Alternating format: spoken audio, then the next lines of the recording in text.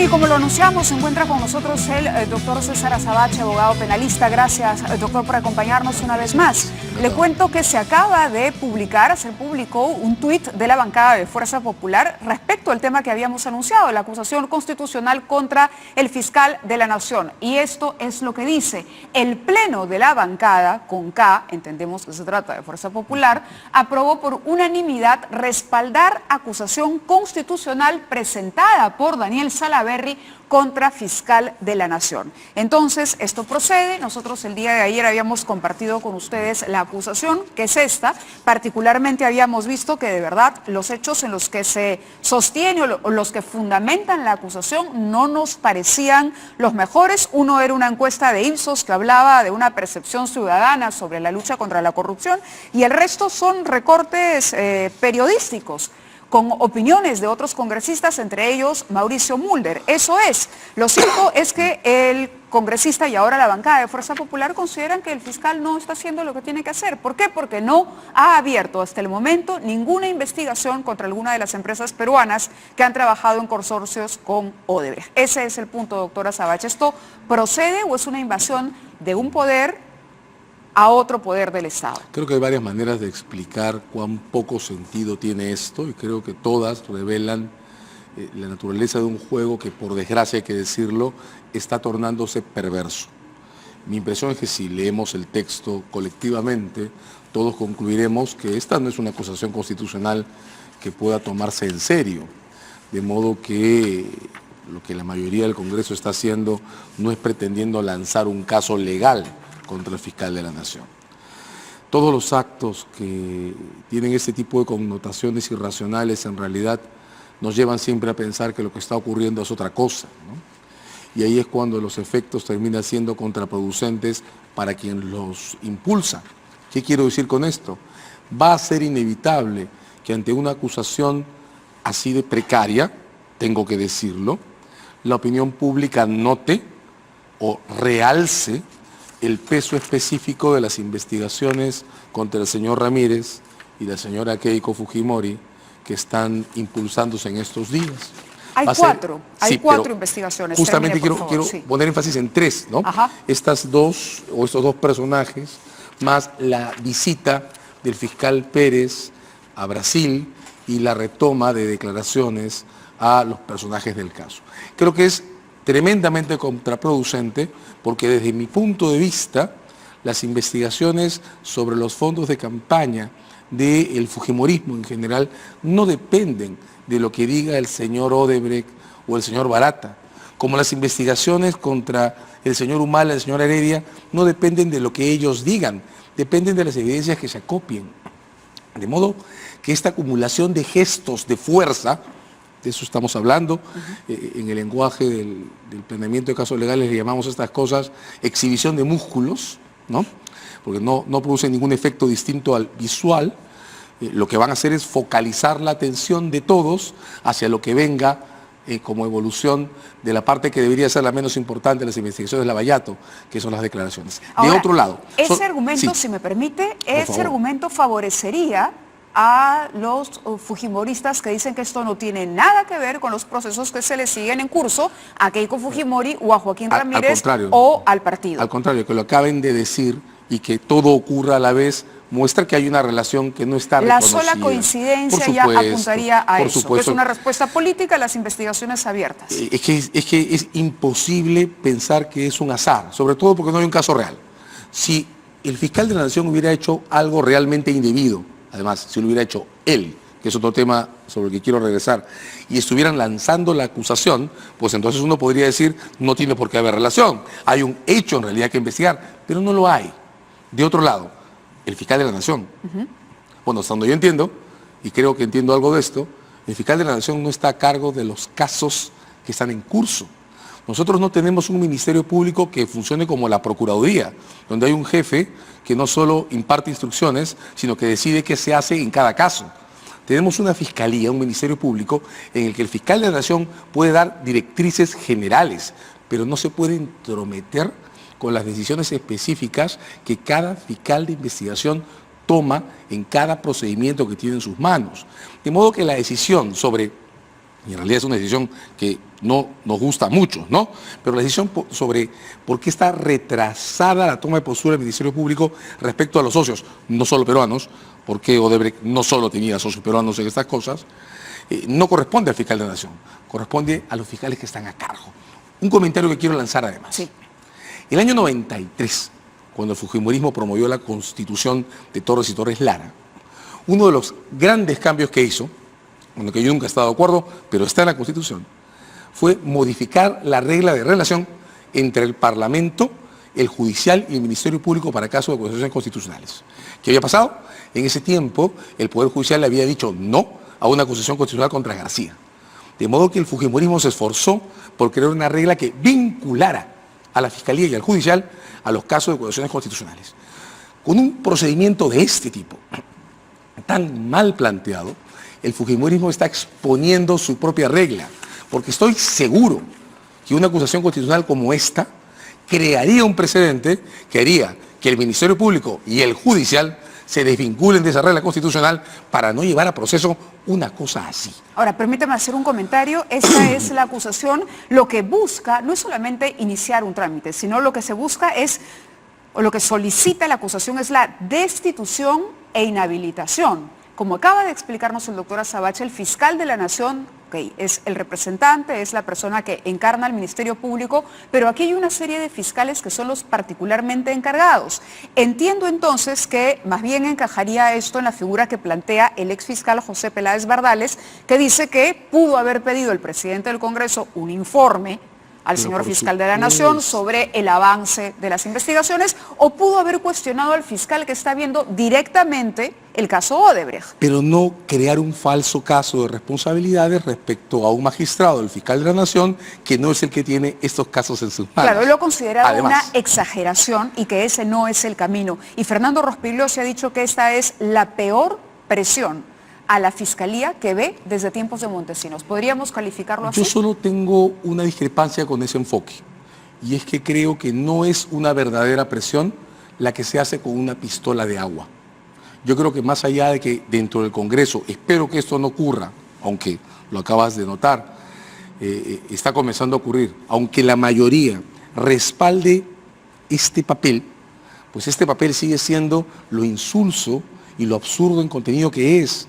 Una decisión del Congreso tomada en función a ese papel va a provocar una reacción en cadena en la Fiscalía, en el Judicial, y puede provocarla incluso en el Tribunal Constitucional. Los fiscales ya se han pronunciado, los fiscales, digamos, ya anunciaron que no ya dijeron que por no, supuesto. que respaldan al doctor Sánchez. Por supuesto. Ahora, es interesante lo que dice, el Consejo Nacional de la Magistratura también se podría pronunciar. Por supuesto, y podría rechazar cualquier intento de procedimiento de destitución si va por esa vía. El Tribunal Constitucional, que también acaba de ser emplazado por el Congreso, también podría aceptar un procedimiento de invasión de competencias constitucionales y pronunciarse en contra. El Judicial podría rechazar cualquier acusación que pretenda convertir esto también en un caso penal, y a lo que podríamos llegar es a una devaluación absoluta de lo que la mayoría en el Congreso cree que es su principal fuerza relativa, la mayoría. Claro, ya no hablemos de la imagen internacional, porque imagínese usted los titulares fuera, el Congreso destituye al fiscal por omisión en la lucha contra la corrupción. Imagínese cualquier observador independiente, cualquier observador independiente fuera que lea este documento. Por Dios, tengo que decirlo, este papel es una vergüenza.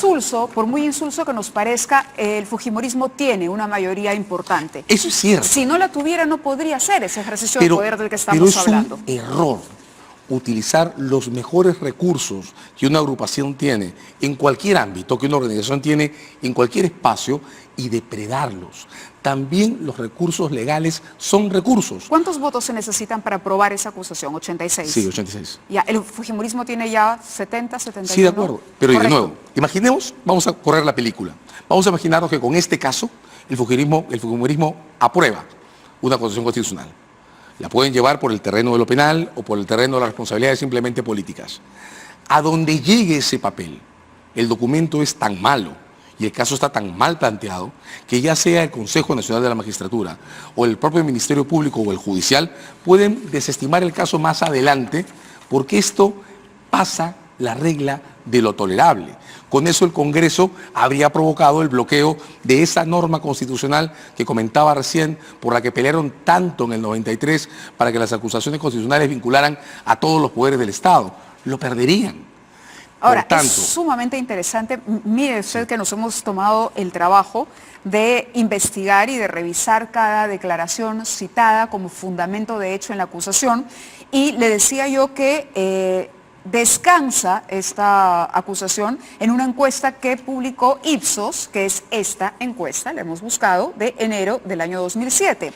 Claro, el congresista Salaverry dice, se constata que el 57% de la población no confía, además lo ponen en negrita y mayúscula, en la actuación del Ministerio Público en la investigación del caso Lavallato. Del Ministerio Público, es decir, estamos hablando de un concepto en abstracto, no estamos hablando del doctor Sánchez.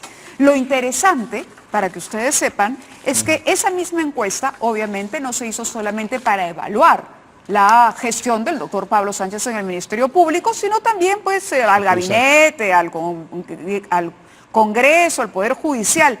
¿Y cuánto creen de aprobación que le daba en esa encuesta la opinión pública al Congreso de la República? Bajísimo. ¿Cuánto apueste, doctor? Por debajo de 15. No tanto. En noviembre tenía el Congreso 37% de aprobación, noviembre del 2016. En diciembre de ese mismo año había bajado 5 puntos a 32. Y en enero, cuando se publica la encuesta que cita el congresista Salaverry, el Congreso ya tenía 29%. En Lima, 27%. Es decir, seguía la curva hacia abajo. Seguía la curva hacia abajo. Esa es la situación del Congreso que cita una encuesta, claro, la parte que ellos creen que les puede convenir para sustentar esta acusación. Pero bajo este análisis, entonces mañana también otra bancada podría presentar una acusación constitucional contra la mayoría parlamentaria que no está cumpliendo con las obligaciones que debe. Lo que ocurre es que creo que estamos usando todos los significados mal, ¿verdad? O sea, hay denuncitis, constitucitis, bueno, aguditis. A ver, enumeremos qué está pasando. Está el caso del frontón contra el Tribunal Constitucional. Sí. Está el caso, falso caso, en mi opinión es un falso caso, contra la Fiscalía de la Nación. Está el incidente que está torpemente manejado sobre la citación al presidente Kuczynski, ¿no? En todos los ¿Qué casos, debería hacer el presidente? Ahí voy. En todos los casos puede haber discrepancias sobre decisiones anteriores. Hay periodistas de investigación muy serios a los que, por ejemplo, no les gusta la velocidad que el Ministerio Público tiene en los casos Lavallato.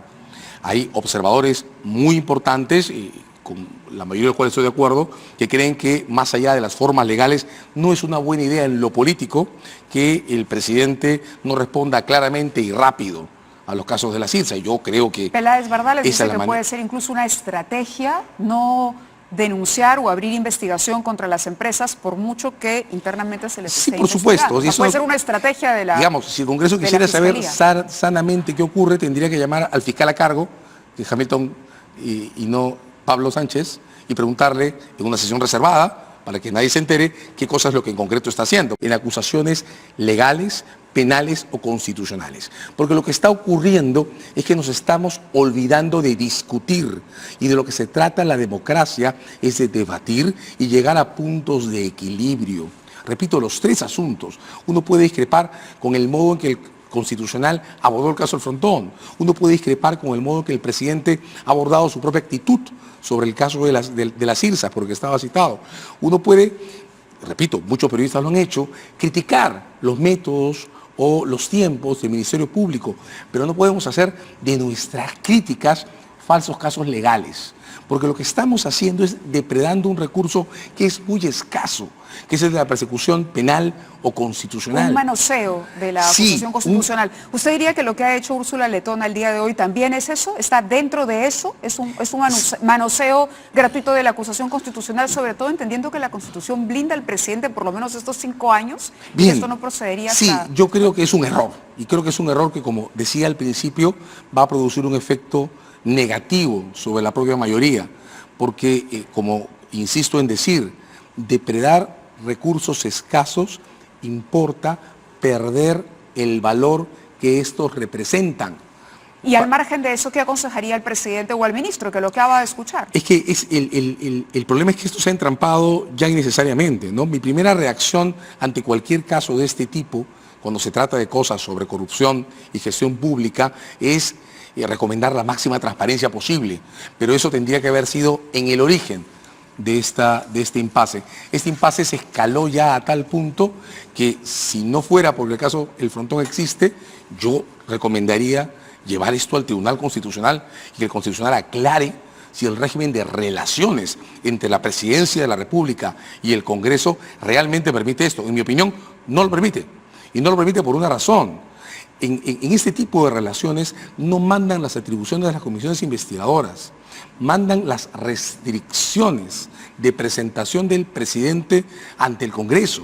Y el presidente se presenta al Congreso una vez al año para dar cuenta de sus planes y del estado de las acciones desarrolladas con ocasión a la instalación de la segunda legislatura. ¿Ameritaría una denuncia por inconstitucionalidad el dictamen de la señora Letona? Y yo creo que más que una denuncia es una demanda, ameritaría una demanda por conflictos constitucionales. O sea, el Ejecutivo tendría todo el derecho del mundo de sentir que el Congreso está rebasando los límites de la división de poderes. Correcto. Doctora Savache, muchísimas gracias por haber estado con nosotros.